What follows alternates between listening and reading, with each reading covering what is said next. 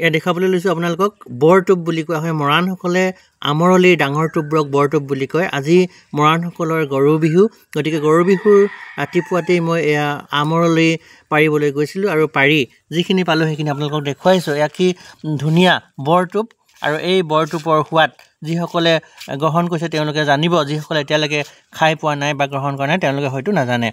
অসমৰ বিভিন্ন জনগোষ্ঠীৰ লোকসকলে বহাগ বিহুৰ গৰু বিহুৰ দিনাখনত বিভিন্ন ধৰণৰ খাদ্য গ্ৰহণ কৰে, গতিকে তাৰ অন্যতম মৰাণসকলেও পিছ পৰি থকা নাই। মৰাণসকলে অতীজৰে পৰা এয়া গৰু বিহুৰ দিনটোত আমৰলি বিচাৰে আৰু আমৰলিৰ বিভিন্ন ধৰণৰ টোপ পোৱা যায়।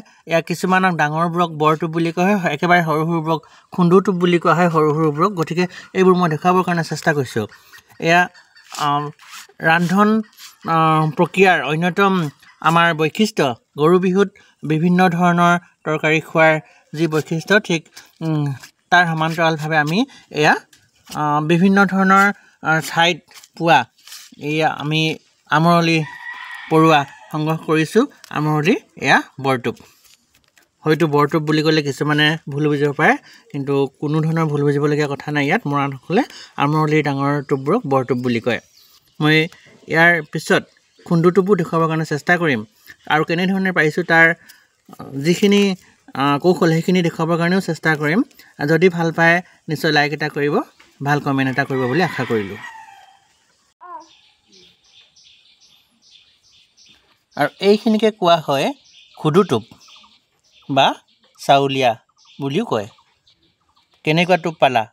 এই চাউলীয়া বুলি কয়। অৰ্থাৎ এইবোৰকে কিছুমানে চাউলীয়া টোপ বুলি কয় বা খুদু টোপ বুলিও কয়।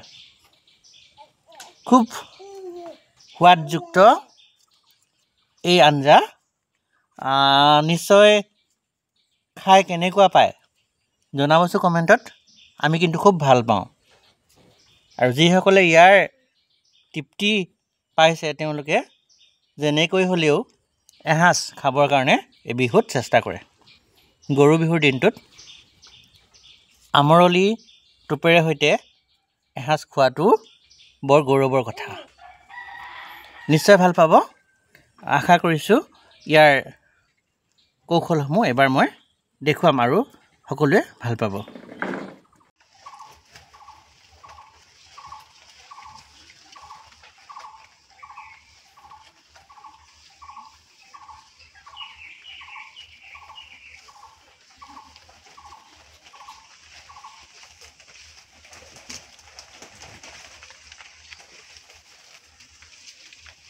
ৰখা।